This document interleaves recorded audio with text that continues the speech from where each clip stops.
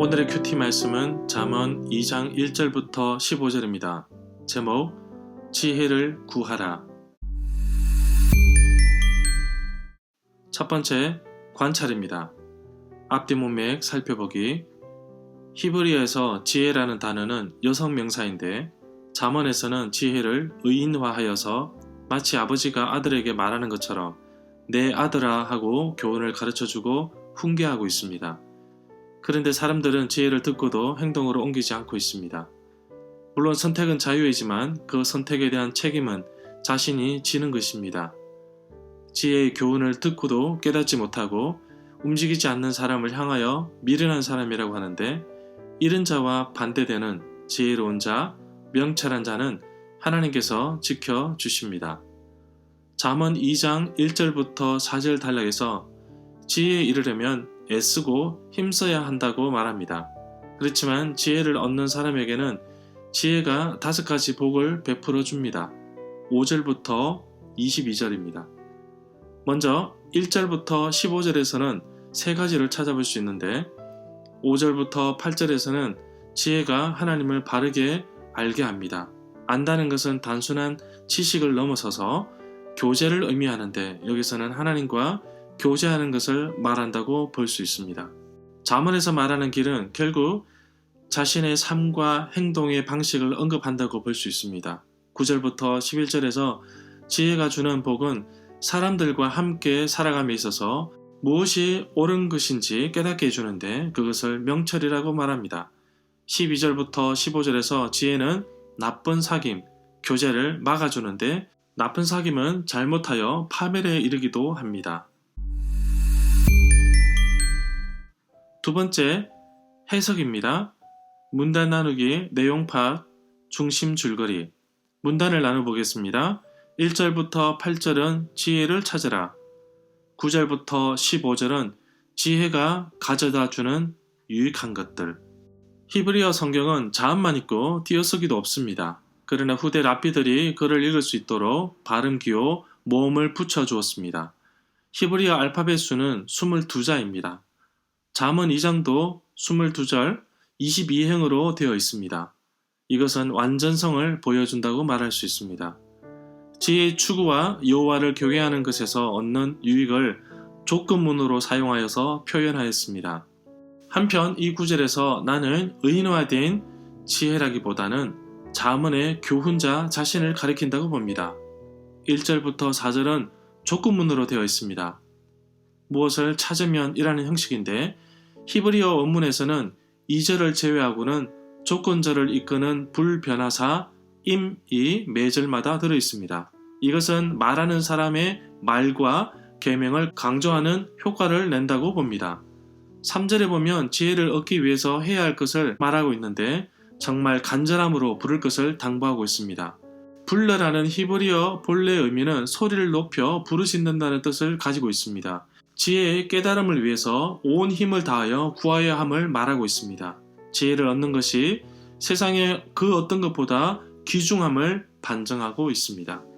5절에 보면 맞서라 본문에서는 5절의 서두의 부사 아즈로 시작하고 있는데 그때라는 뜻을 가지고 있습니다. 이것은 1절부터 4절의 조건과 5절부터 8절의 결과를 이어준다고 봅니다. 지혜가 무엇인지 깨닫게 해주는 동시에 그것을 찾고 추구하는 자에게 주어지는 그 결과를 알려주고 있습니다. 특히 이 구절에서 여호와를 경외하기를 이라고 하였는데 이것이 곧 지혜를 의미한다고 봅니다. 이것이 없이는 다른 것을 얻을 수 없다고 봅니다. 잠언 1장 7절에서 여호와를 경외하는 것에 대해서 말하고 있는데 여호와를 경외하는 것이 참 지혜에 이르는 길이라고 합니다. 지혜에 이르는 길은 하나님을 경외하는 것, 곧 공경하는 것뿐만 아니라 기꺼이 순종하는 마음도 포함하고 있음을 볼 수 있습니다. 6절에 보면 한글 성경에는 대저라고 번역하였지만 히브리어 접속사 키는 앞절 5절 혹은 앞 문맥의 내용과 관련하여서 그 이유나 원인을 나타내는 강조적 용법을 자주 사용하게 됩니다. 앞 5절의 결론적인 약속에 대한 이유를 제시해 준다고 봅니다. 지혜를 주시는 분은 하나님이심을 명백하게 언급하고 있습니다. 특히 지식과 명철을 그 입에서 내심이며 라고 하였는데 하나님을 의인화시킨 신인 동행 동승론적 표현이라고 합니다. 1절부터 4절의 조건절에 대한 첫 번째 응답이 5절에서 이어지고 두 번째 응답으로 말하고 있습니다. 핵심 내용, 중심 줄거리입니다. 아들에게 권고하는 내용 가운데 계명을 잘 간직하고 귀를 지혜에 기울이고 마음을 명철에 두고 지식을 부르고 명철을 얻기 위해 소리를 높이며 은을 구하는 것 같이 구하고 감추어진 보배를 찾는 것 같이 찾으나 이 모든 지혜를 찾을 수 있는 것은 여호와를 경외하는 데서 찾을 수 있다고 합니다. 하나님을 찾고 경외함을 인해 그 즐거움과 기쁨을 찾을 수 있다고 말하고 있습니다. 여호와께 지혜를 구하고 지식과 명철을 구하여야 합니다. 그런 이유는 여호와께서 주시기 때문입니다.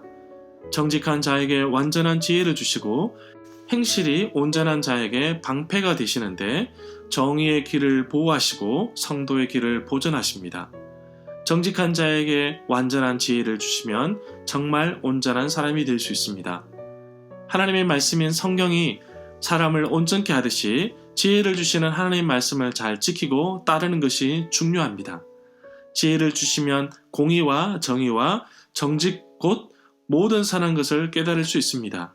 지혜가 마음에 들어가며 지식이 내 영혼을 즐겁게 함으로 인해 내가 기쁨을 누리고 또한 내 영혼을 즐겁게 한다고 합니다.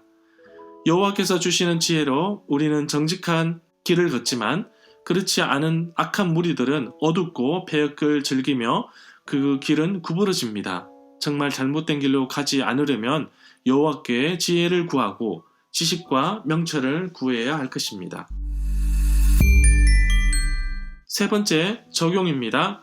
내게 주시는 교훈입니다. 잠언 2장에서는 조건문으로 기록하고 있습니다. 만약에 지혜의 말을 듣고 순종하게 되면 하나님께서 주시는 지식을 얻을 것이라고 합니다. 하나님의 말씀이 인터넷과 TV로 홍수처럼 흘러나오는 이 시대에 과연 하나님의 말씀을 듣고 순종하게 되면 하나님께서 주시는 지혜로 세상을 살아가는 삶을 살 수 있습니다. 지혜가 세상을 살아가는 동안 바른 길로 인도하고 지켜줄 것입니다. 7절에서 방패가 되어주신다는 말씀이 얼마나 든든한지 나에게 힘이 됩니다. 하나님의 말씀에 순종하고 의지할 때에 나의 삶을 보살펴 주시고 안전하고 즐겁게 해주시는 하나님의 손길이 얼마나 기쁜지 너무나도 감사한 일입니다. 잠언을 통해서 주시는 하나님 말씀을 귀담아 듣고 내 것으로 삼는다면 나의 삶 모든 영역에서 세상의 방식이 아닌 하나님의 방식대로 살아갈 수 있음을 고백합니다. 오늘도 세상의 방식이 아닌 하나님의 방식대로 살아가게 하시고 지혜가 주는 즐거움과 기대감으로 살아가게 하옵소서. 무엇보다도 하나님을 아는 지식이 내게 넘쳐나기를 소망합니다. 세상과 견줄 수 없는 하나님을 아는 지식이 내 삶에서 넘쳐나게 하시고 그 지혜로 세상을 이끌며 많은 사람들에게 선한 영향력을 끼치는 하루가 되기를 간절히 소망합니다.